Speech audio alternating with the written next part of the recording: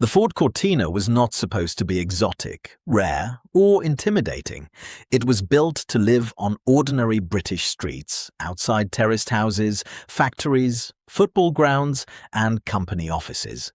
But behind that familiar shape were racing secrets, wild export specials, and marketing stunts that made it far more than just a family saloon.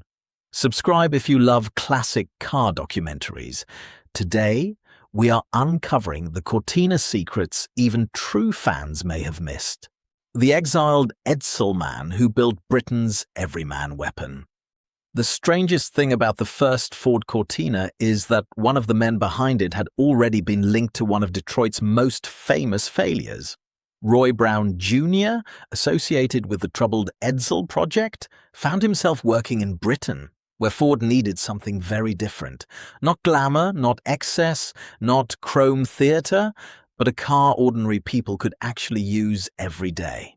The Cortina Mark I was simple in the cleverest possible way, with front McPherson struts, rear leaf springs, rear-wheel drive, and a body designed to be light, cheap, and easy to build. That meant lower running costs, easier repairs, and a car that fitted British streets perfectly. From a career setback came a machine that helped define the everyday British car. The Lotus saloon that bullied the track. At first glance, the Lotus Cortina looked almost too sensible to be dangerous. It was still a small Ford saloon, the kind of car a salesman might park outside a suburban semi. But under the bonnet, Lotus gave it a twin-cam engine, sharper gearing, and the attitude of a racing car trapped in family clothing. Early cars even used an unusual A-bracket rear suspension before Ford and Lotus later moved back to leaf springs for durability. The benefit was simple: lightweight, strong power, and handling that made bigger cars look clumsy. On British circuits, that white body with the green flash became a warning sign. The Cortina was no longer just transport. It was a family car with a fighting instinct. The beauty queen, the World Cup cars, and the helicopter stunt. Ford did not sell the Cortina Mark II like a quiet family saloon. It sold it like a national event. Dealers were encouraged to create showroom excitement with Miss Cortina promotions, music, lights, and the kind of theatre usually reserved for fashion or television. Then, in 1970, Ford put the Cortina 1600E directly into football culture by lending white examples to England's World Cup squad. It was clever marketing because it made a practical car feel connected to fame, optimism, and modern Britain. Even the export story had spectacle, with the millionth exported Cortina reportedly taken to Belgium by helicopter across the North Sea. The message was clear. This was not just a car people bought. It was a car Britain performed with. The Coke bottle shape that shook the company car park. The Cortina. Mark III arrived looking as if someone had smuggled a piece of Detroit into Dagenham. After the neat, upright Mark I and Mark II, this car had a Coke bottle waist, a sweeping rear, and a far more dramatic stance. It was wider, bolder, and full of early 1970s confidence, with a cabin that felt more American in mood than traditional British family transport. For company car drivers, it changed the car park overnight. The practical benefit was still there, with space, choice, and a huge range of versions. But now, the Cortina had presence. It looked less like a tool and more like a lifestyle. That shape helped the Cortina survive a changing decade, when ordinary buyers wanted a little theatre with their practicality. The fleet manager's car with a tail-happy secret. The Mark IV Cortina is often remembered as the sensible one. The car built for fleet managers, sales reps, and cautious family buyers. But hidden inside that square, disciplined body was a much wilder idea. The 2.3S, with its Cologne 5.6, sports trim, extra lamps, and distinctive interior touches, it tried to turn the dependable Cortina into something with real bite.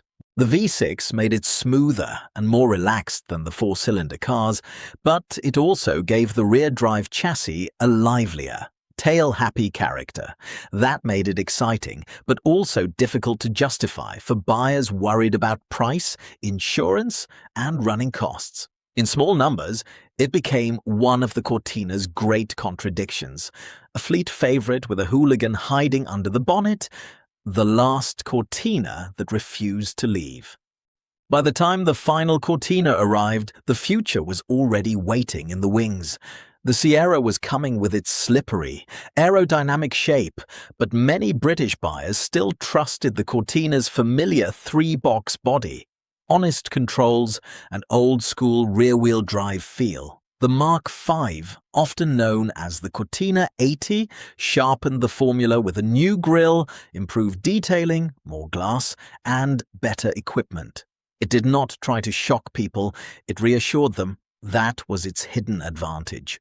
The 1982 Crusader became a strong, final act because it gave buyers value, comfort, and the feeling of one last safe choice before the world changed.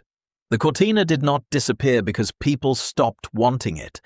It left because Ford decided the future had to look different. The South African final boss Britain never got. Just when the British Cortina seemed ready to fade into company car nostalgia, South Africa gave it one last burst of menace. The XR6 Interceptor was not a normal UK Cortina, but it showed how far the platform could be pushed in another market with its 3.0-litre Essex 5.6, triple downdraft Weber carburetors, stronger camshaft, wide Ronald wheels, upgraded suspension rear louvre, spoiler, and wild coral red paint. It looked like a homologation special from a parallel universe. The practical reason was motorsport, where Ford needed something tougher and sharper for local competition. Emotionally, it is the Cortina's secret final form. In Britain, the car bowed out as a trusted fleet saloon. In South Africa, it left the stage with flared nostrils and a racing number in its soul. The Ford Cortina was more than a familiar British saloon. It was a car of clever simplicity, racing ambition, bold marketing, strange performance versions, and a legacy that refused to fade quietly. From Lotus circuits to South African V6 specials, its story proves that ordinary cars can hide extraordinary secrets.